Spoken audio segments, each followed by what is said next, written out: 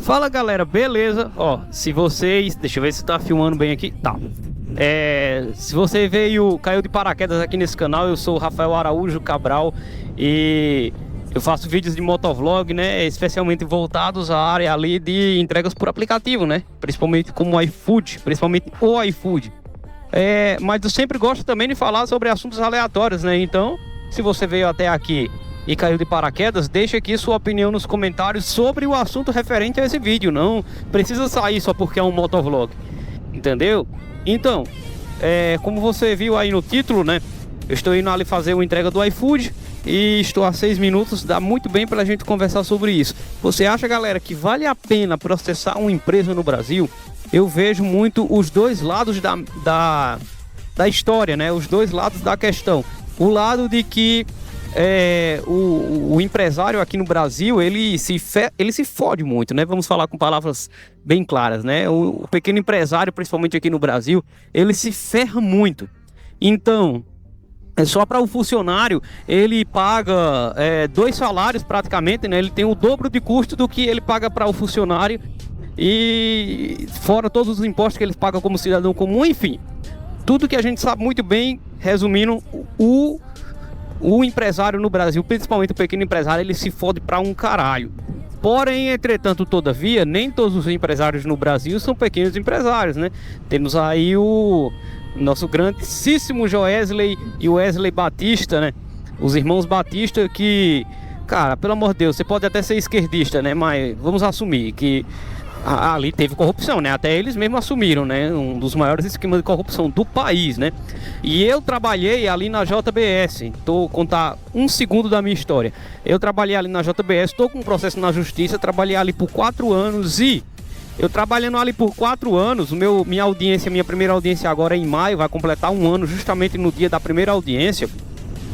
Trabalhando ali, galera, depois que eu saí, um advogado, não sei como eles conseguiram o meu contrato, e já foram depois dele, já tiveram mais 2 que entraram em contato, mas já com o primeiro eu fechei negócio. Eles entraram em contato comigo, a equipe e a assessoria dele, falando que tinha irregularidades, foram identificadas irregularidades tanto no meu contrato como na minha rescisão. Então, no decorrer, aí eu caí na lábia do advogado, né, assim, não tô julgando nada, né, não tô, só uma modo de falar, entendeu?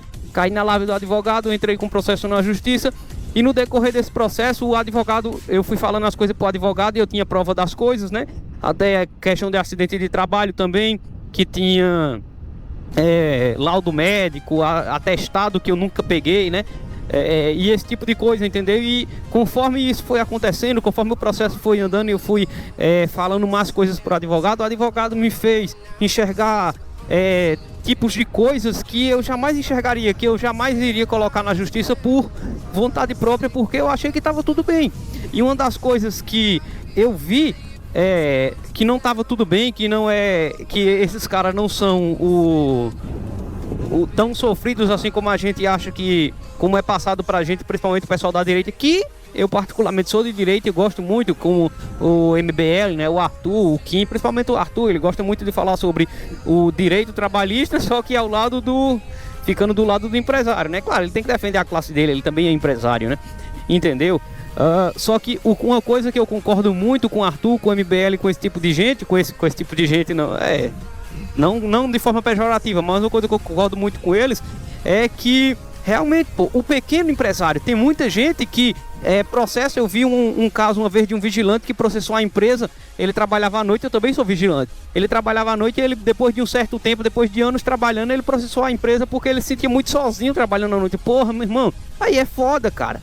São casos e casos, mas não vamos generalizar, tipo, olha, o que aconteceu comigo nessa empresa, nem sei se eu posso estar falando isso, né, mas então vou falar uma coisa mais básica, mas tipo, tem uma coisa muito pesada ainda em questão de acidente de trabalho, que eu não sabia o quão grave tinha acontecido, o quão grave era a situação que tinha acontecido comigo, por conta que eles mexeram os pauzinhos lá dentro e fizeram aquilo ficar por baixo, sabe? Fizeram aquilo parecer que foi uma coisa rotineira, cara. Mas eu não vou entrar muito nesse assunto, eu não quero problemas com a justiça, né? Mas uma coisa eu sei que eu posso falar, porque o advogado me falou que isso é uma coisa, eu posso falar em termos gerais, né?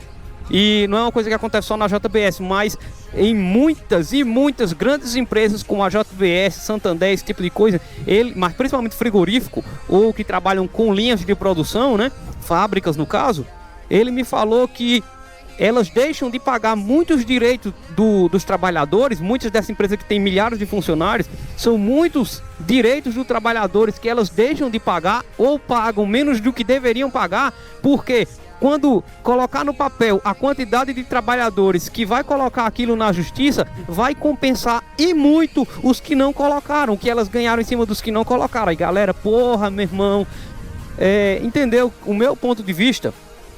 Então isso, a questão do acidente e outras coisas que o advogado foi me falando, e coisas que era de assédio moral, eu não sabia que era assédio moral, entendeu? Até chamadas por WhatsApp que eu gravava, graças a Deus, né? Gravava, onde a pessoa gritava comigo em meu horário, em meus dias de folga, querendo que eu fosse trabalhar fazendo hora extra. Eu não sabia que isso era assédio moral, tá ligado? E porra, isso realmente enchia muito o saco, tá ligado? Galera, eu tô chegando ali na entrega, mas eu acho que deu muito bem. Deixa eu só parar aqui rapidinho, então, só para finalizar o vídeo. Acho que deu muito bem para entender o meu ponto de vista, né? E eu não queria dizer o que é um certo ou o que é um errado, o que é certo e o que é errado. Eu só queria expor o meu ponto de vista e saber o ponto de vista de vocês. No meu ponto de vista se teve alguma coisa errada, independente se for pequeno ou grande, mas a maioria das vezes é com grandes empresas que tem esse tipo de coisa errada, porque eles lucram em cima do funcionário e, como o advogado falou, eles lucram muito em cima dos funcionários. E aquela porcentagem que colocar na justiça é uma porcentagem pequena em comparação a todo o lucro que ele teve em todos aqueles funcionários que já estão na empresa, que já passaram, ou quem sabe até no futuro que ainda vão passar, porque a rotatividade é alta, né? Então, galera, é isso. Eu gostaria que você deixasse o seu ponto de vista aqui nos comentários e, se possível, deixe assim um relato seu sobre alguma situação ou situações que vocês passaram e o que você acha. O empresário no Brasil, em relação a processo trabalhista, ele é uma vítima ou ele está se vitimizando? Valeu, galera. É nóis.